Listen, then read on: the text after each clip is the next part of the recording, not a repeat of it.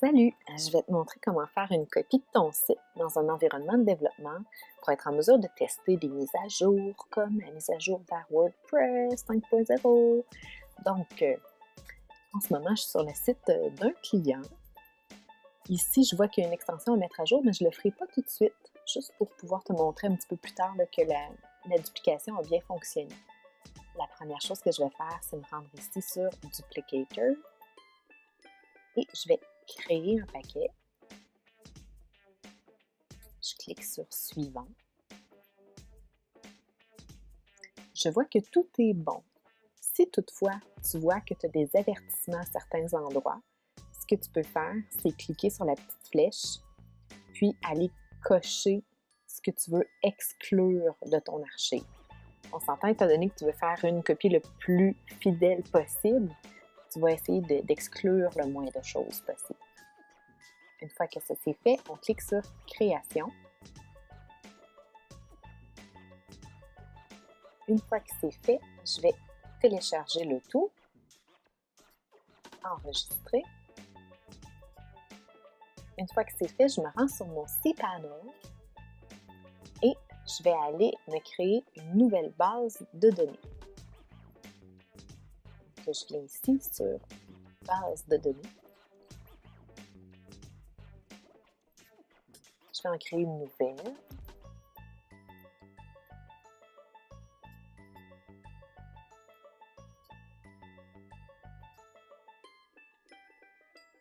Et ensuite, je vais aller lui créer un utilisateur. Avec un mot de passe, je vais utiliser le petit générateur de mots de passe.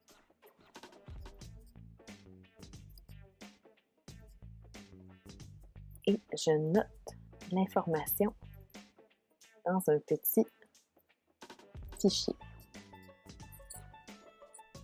pour être certaine de ne pas l'oublier. Donc, mon mot de passe, mon user,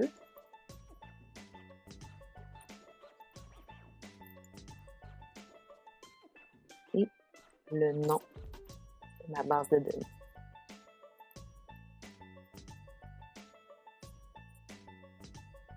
Je crée mon utilisateur, retour, et là, ce qu'il me reste à faire, c'est ajouter mon utilisateur à ma base de données et je m'accorde tous les privilèges. Maintenant, je reviens ici et je vais me créer un sous-domaine.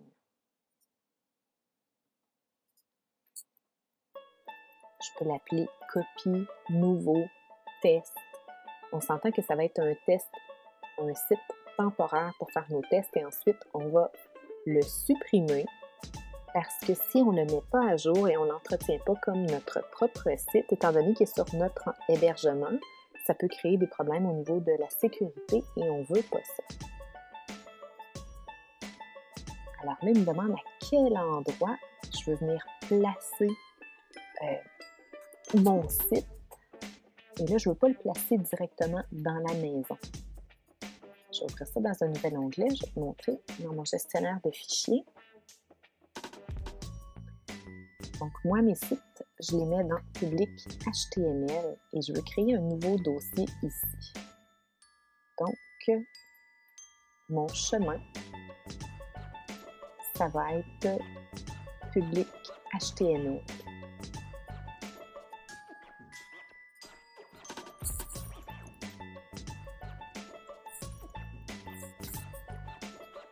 Ceci est créé.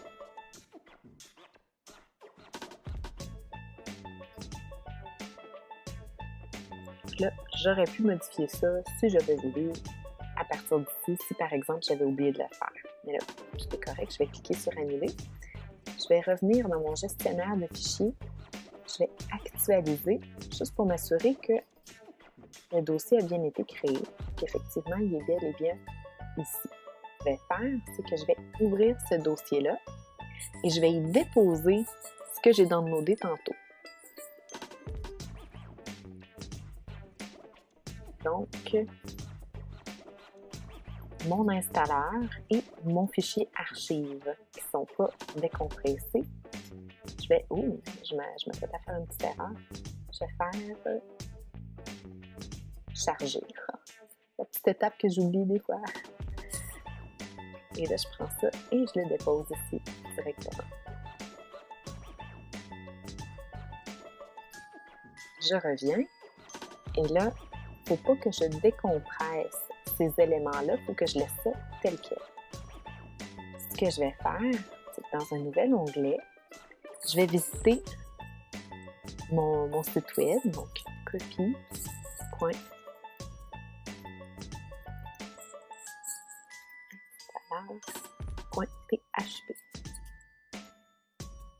Et là, je suis tombée un petit peu dans l'interface que j'avais tout à l'heure. Alors là, je vais regarder au niveau de mes options. En fait, je n'ai pas besoin de toucher à rien, mais j'accepte les termes et notices.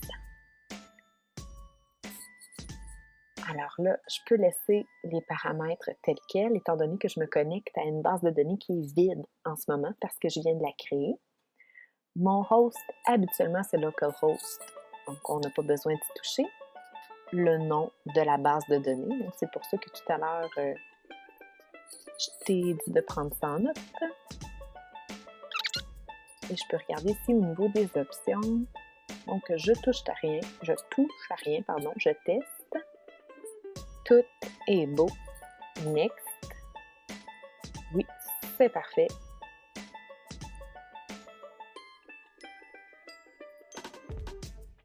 Alors, mes options, si je voulais créer un nouveau compte admin, je pourrais le faire ici. Pour le moment, moi, je vais utiliser les infos que j'ai déjà en main, donc je n'ai pas besoin de faire ça. Et ensuite, je fais tout simplement Next. Et là, tout semble fantastique. Je vais cliquer sur Admin Login.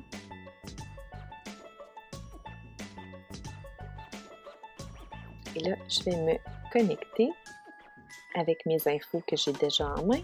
Là, comme on peut le voir, j'avais tout à l'heure une mise à jour. Je vais aller la faire. Juste pour te montrer que je suis bien sur la copie, pas sur mon site.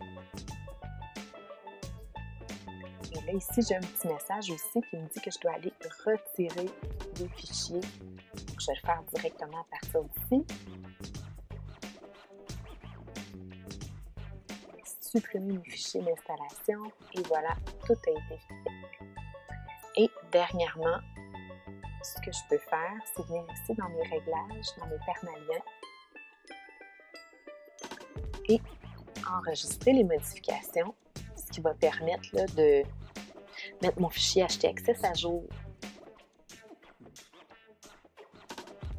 Je vais retourner à mon tableau de bord. Donc là, je vois que j'ai vraiment 0 mise à jour à faire. Et si je suis ici, dans mon bougiepeinture.com, mon site original, et que je mets à jour, j'actualise, c'est-à-dire j'ai toujours ma mise à jour. Donc, je me trouve à être comme dans 2 sites identiques, mais différents. Alors là, je peux, si je veux m'amuser, mettre à jour vers WordPress 5.0, entre autres, où je peux tester la compatibilité entre différents plugins. Je peux aller faire des modifications au design de mon site pour avoir un aperçu de ce que ça va donner et m'assurer que bon, ça n'aura pas de l'air fou avant que je le fasse sur le vrai site. Bref, il y a vraiment... les possibilités sont infinies maintenant. Et une fois que je l'ai fait, que j'ai fait mes tests et que je suis prête à le faire sur mon site qui est live, à ce moment-là, je retourne dans mon cPanel. Je vais pouvoir supprimer mes fichiers, supprimer ma base de données pour ne pas avoir à entretenir 2 sites. Alors, c'était comme ça qu'on fait, tout simplement.